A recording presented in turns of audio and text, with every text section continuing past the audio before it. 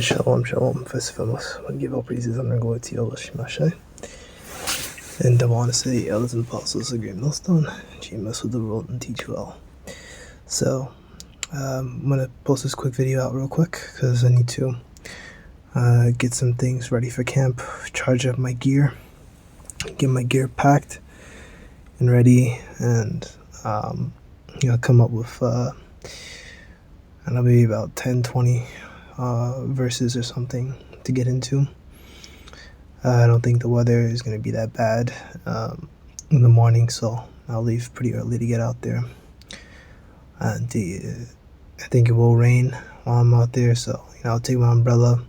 I don't think it's going to be heavy rain and things like that, so it should be fine.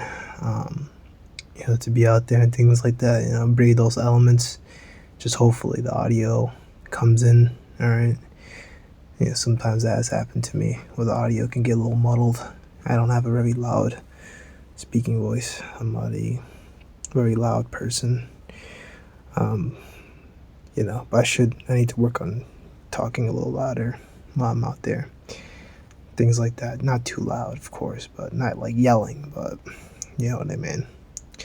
So, this is from thoughtcode.com, which they don't own the quote.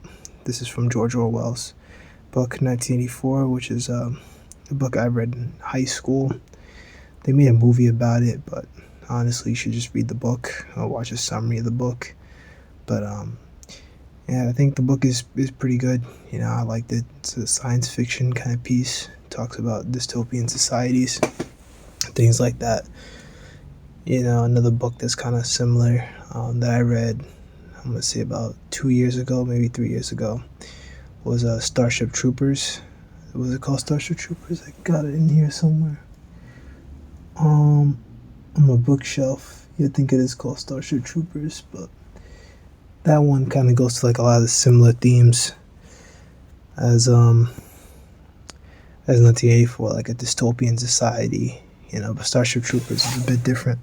That's more so about endless warfare and things like that. But it's obviously has a science fiction fantasy stuff in it. But check all those things out if you're interested. So who controls the past controls the future. Who controls the present controls the past, right? Talking about the party. Was it Ingsosh? And those were the party, and they're the ruling party back then of Oceania, which I think was like Europe, things like that. Essentially, it's just changed the name to Oceania, but basically it is what it is. Who controls the past controls the future. So, right, and who controls the present controls the past. So whoever's ruling, right, back then they'll control the future, and who rules now controls the past. And it's like that eternal loop, right? And that makes me think of Job 9:24, right? They're given to the hand of the wicked, right? And they're the ones that have been in the power seat, for the past 1600s, past like 500, 600 years or so, past about 5 centuries. I'm really earlier than that, if you want to say like 1300s, so maybe 6 or 7 centuries or so. They've been in rulership and power ever since the Renaissance period. Which of course it took time and things like that. They didn't just get all that power immediately in the 1300s, but they got their power over time, and they're the ones they control the future. They're pulling the strings, but they're not gonna control the future, entirely, because the Lord is gonna come, and it talks about that in Isaiah. I think it's 43 or 44. Maybe not 44. I read it recently, but you can look it up.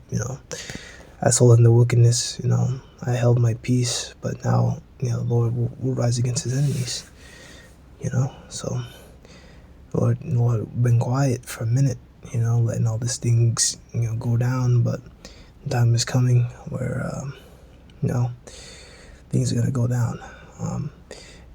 So that's pretty much it. I just wanted to link this out there for you, brothers. Check out 1984. You could watch the movie. You can read the book. I think the movie changes some stuff, but personally, I recommend you just read it. It's an interesting read. You can just kind of knock it out, you know, on your way to work or, on your lunch break or something. Yeah, show 'em.